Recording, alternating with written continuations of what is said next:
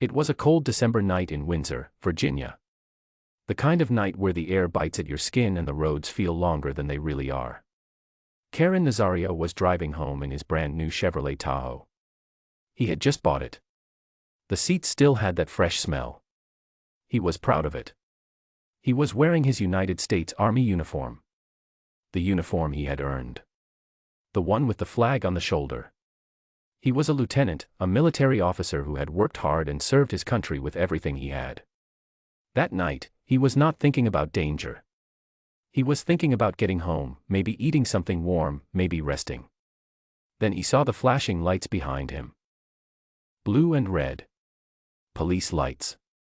He looked in his rearview mirror. 2 police cars were behind him, moving fast. He knew what that meant.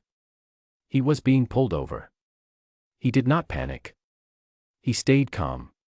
But he also did not pull over right away on that dark, empty road. He turned on his hazard lights instead, those orange blinking lights that tell people on the road that something is happening. He kept driving slowly, carefully, and he looked ahead for a place with light. A public place. A safe place. He found one about 1.5 miles away. A gas station. An Exxon. The lights were on. There were cameras. People could see. He pulled in. He stopped the car. He put both hands outside the window right away, fingers open, palms facing out. He wanted the officers to see his hands before they saw anything else. He wanted them to know he was not a threat. 2 officers stepped out of their cars. They had their guns out. Not in their holsters. Out. Pointed. For a man sitting still in his car with his hands already out the window. Officer Joe Gutierrez approached the driver's side. Officer Daniel Crocker came from the other side. Both of them moved toward the car like something dangerous was inside it. Nazario stayed still. He spoke calmly. He asked what was happening. He asked why their weapons were drawn. He got no clear answer. Instead, Officer Gutierrez said something that would later be heard by millions of people around the world. He looked at Nazario, a uniformed United States Army lieutenant, and he said, "You're fixing to ride the lightning, son." It is an old expression. A dark one. It means that something very bad is about to happen to you. That you are in serious danger. That things might not end well. Nazario heard those words. He kept his hands out the window. He kept his voice as steady as he could. He asked again, quietly, why all of this was happening. He said he was afraid to get out of the car. That was not a lie. It was the truth. The officers told him to get out. He said he was afraid. He asked them to explain what was going on. He was not being difficult. He was trying to understand what he had done, why guns were pointed at him, why this traffic stop felt nothing like a regular traffic stop. The temporary license plate, the paper one taped in the back window of his new car, had not been seen properly. The officers thought the car had no plates. But it did. The paperwork was there. The car was legally his. Everything was in order. But the conversation had already moved past paperwork. Gutierrez reached through the window and pepper-sprayed Nazario directly in the face. The spray burned. Anyone who has ever been near pepper spray knows what it does. It is not like a sting. It is like fire poured into your eyes. It shuts them. It stops your breath for a moment. It makes everything around you go blurry and hot. Nazario gasped. His eyes closed. He was still in the driver's seat of his own car. Still in uniform. Still had not done a single thing that explained what was happening to him. The officers told him to exit the vehicle. He was trying to. His eyes were burning. He was blinded. He was trying to move, but his body was reacting to what had been sprayed in his face. Gutierrez sprayed him again. They pulled him out of the car. He was forced onto the ground. A United States Army lieutenant, still in his military uniform, face down on the asphalt of a gas station in Windsor, Virginia. He did not fight back. He did not shout. He stayed as calm as a person can stay when everything feels deeply wrong and there is nothing they can do about it. While he was on the ground, something else happened. Something that would later become one of the most important details in the entire story. Officer Gutierrez leaned close to him and made an offer. He told Nazario that all of this could go away. The incident. The arrest. The pepper spray. The guns. All of it. It could disappear. If Nazario stayed quiet. If he did not file a complaint. If he did not report what had happened. If he simply let it go. The officer who had sprayed him, dragged him, and pointed a weapon at him was now asking him to say nothing. To be silent. To let the gas station parking lot be the last word on the matter. Nazario listened. He said nothing in that moment. But he was listening very carefully. He was taken into temporary custody that night and then released. No serious charges were filed. He drove home eventually, eyes still burning, uniform wrinkled from the ground. He sat with what had happened. He thought about the dark road before the gas station. He thought about why he had not stopped there.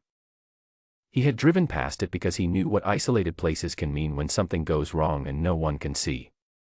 He had made a decision that night that saved him from something worse. He had chosen the light on purpose. Now he had to decide something else. Whether to stay quiet. He did not stay quiet. In April 2021, Karen Nazario filed a federal lawsuit.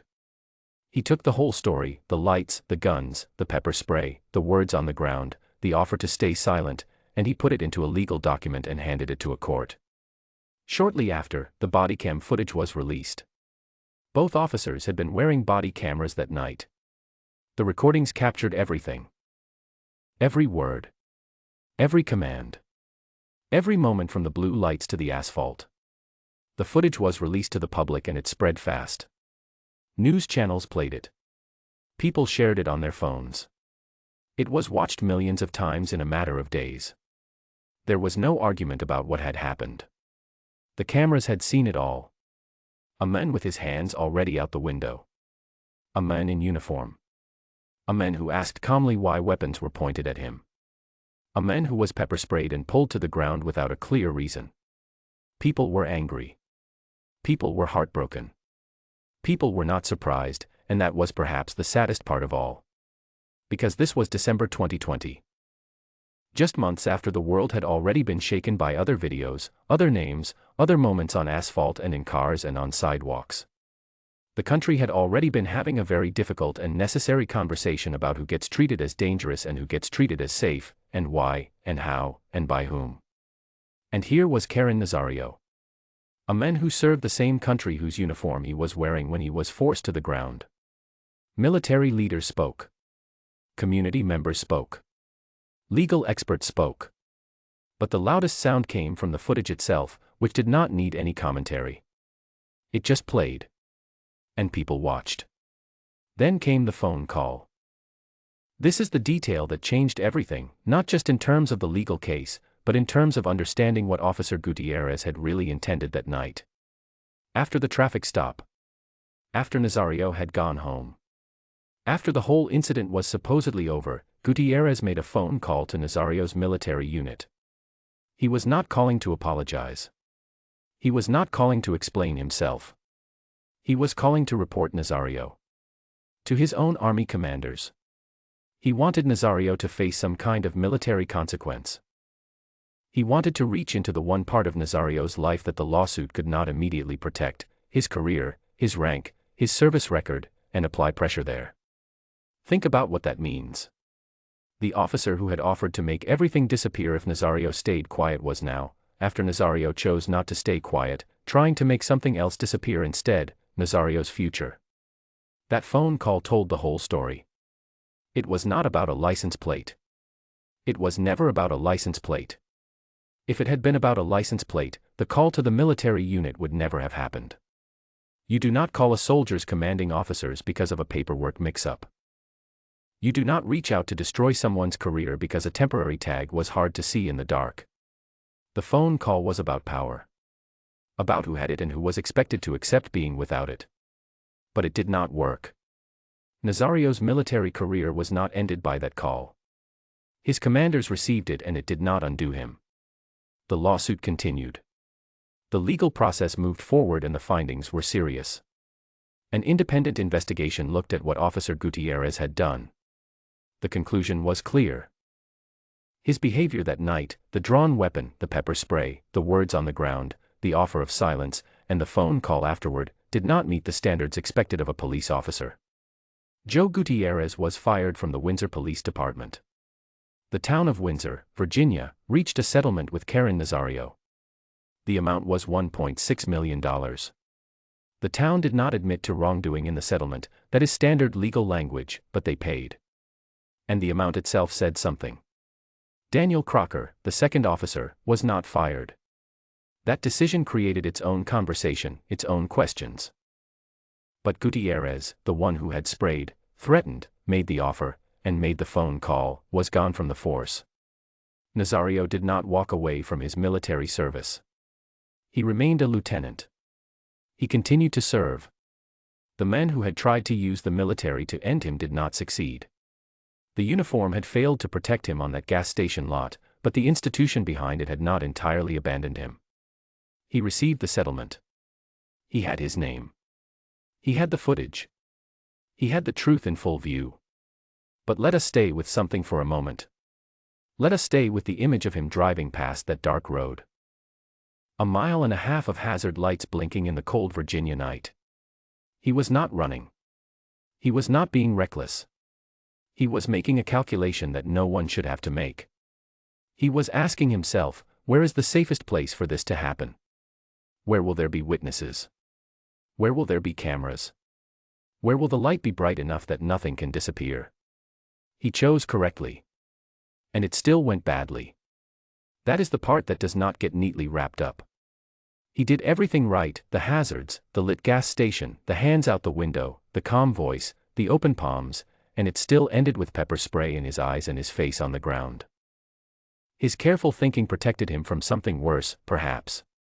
But it could not protect him from what actually happened. There is a word for the exhaustion of always having to think that carefully. Of always having to calculate every movement before you make it. Of always having to wonder which road is safe and which is not. It is a very heavy kind of tired. Not the kind that sleep fixes. Karen Nazario has spoken publicly since then. He has not performed his pain for cameras. He has spoken carefully and clearly, the same way he spoke that night, with his hands out the window. He has talked about what he hoped would change. He has talked about accountability. He has talked about the officers who do their jobs with honor and dignity and how their work is made harder when others do not. He served his country in the United States Army. He bought a new car. He drove home on a December night. He found a gas station with good lighting and pulled in and put his hands out the window. And then a country watched what happened next. Not because it was unusual. But because this time, 2 small cameras on 2 police uniforms recorded every second of it, and the footage could not be argued away. The lawsuit is settled. The officer is gone. The money has been paid. The footage still exists. And somewhere in Windsor, Virginia, an Exxon station sits on Route 460 with its lights on. The same lights Nazario drove toward that night. The lights he chose on purpose. Some choices stay with you. The one he made, to drive toward the light instead of stopping in the dark, is the reason the whole world eventually got to see what happened. The plate was legal all along. It was right there in the window. Nobody looked.